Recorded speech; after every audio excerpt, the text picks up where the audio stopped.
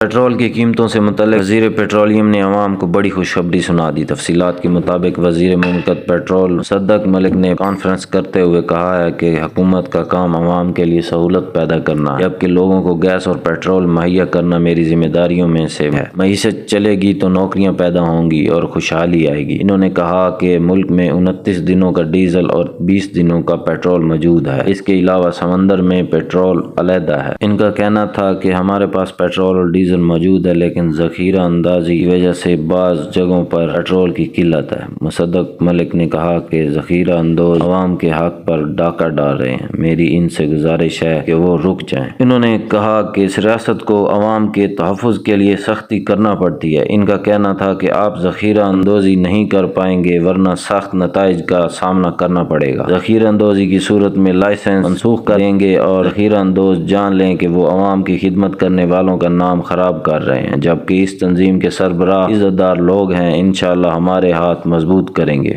वज़ीर मुमलिकत पेट्रोल मुसद्दक़ मलिक ने मज़ीद कहा कि पेट्रोलियम मसनूआत की कीमतों में इजाफे का कोई मंसूबा नहीं है। तेल की कीमतों में इजाफा नहीं हो रहा।